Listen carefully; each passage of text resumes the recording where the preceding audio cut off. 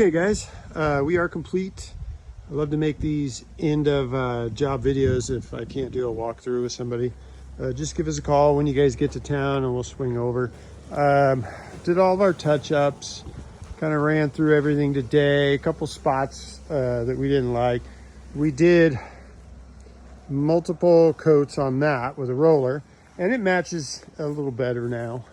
It's just, you know, rough wood and new wood, but I don't think you'll notice. A lot of this stuff on these old houses, it takes time to sink in.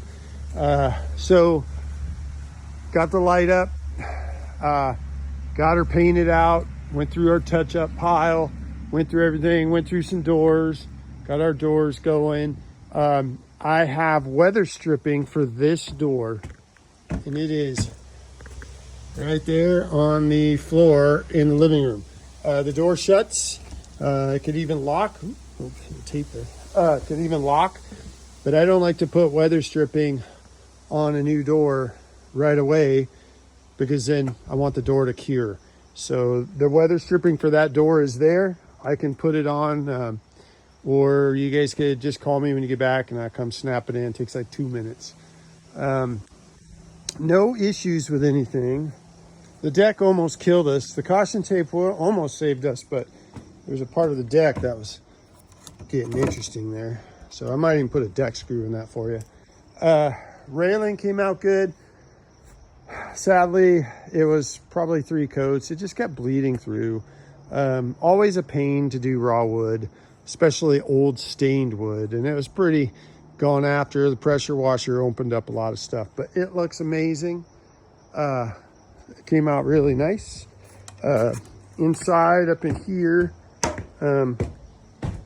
came out really nice. No issues outside of this door and the back door. We're pretty chewed up. So once I started painting, I started seeing all this stuff. I'm like, oh, there's old runs. There's all kinds of old ridges and all kinds of stuff. And I kind of wish I would have taken the door off and sanded it, even though I know that was a little above our, you know, our scope of work, just completely sand the doors down. But so just know that you guys know who did the runs. Those aren't all us. We just didn't want you to think we were leaving runs on you here. Pretty good stuff. It's going to be a while to dry. No issue with hot tub. We got around everything. No problems there. Here's the skinny on these. They do not paint because there's 600 angles and they're kind of known as a fire hazard. So we popped them off in case you guys want to buy black ones, and we paint the actual vents. So those 3 are in there, and that's why we didn't paint them. They're almost impossible to paint. You have to paint them 6 ways from Sunday, and it's a real, and then they just fall off. The paint just falls off that type of flexi plastic. We also went ahead, got these guys for you. They're all painted nice and heavy, so they should be good. Everything back here came out really good. No issues with anything here. Pretty bad walls up there, and some of these boards are pretty bad. This is what got interesting today, the 25-mile-an-hour wind. Thank goodness we had our doors sprayed before this happened, because it showed up and about blew us off the building. Came out really nice. No issues. This door, again, no issues. There was a lot of white paint on the handles that we really can't do anything about.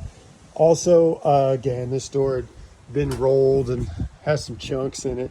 So one of the things we did do on this that we don't normally do is I just took the trim all the way in on this. And these were all painted white and they're kind of stripped. So threw a toothpick in them and I just painted them in black.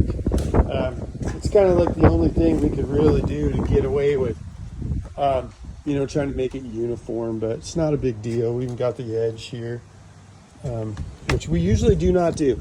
So again, weather stripping is in that door.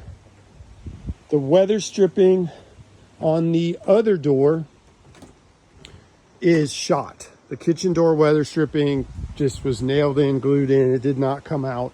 So that guy is shot. So we shut that door. You'll need some new weather stripping on that one. We tried everything to save it, but it ain't happening. Came out really nice. On top of the deck, we did end up spraying that. And that leads me to the next part is we're leaving you some black. And at the end of the day yesterday, my numbers are right. And I'm good at my numbers. But at the end of the day, I'm like, oh, 3 coats on the railing on the back of the deck and 2 coats on the planks ended up being about 2 gallons of paint. And so we were about to order some paint, and I just thought I should go see if he got his paint in.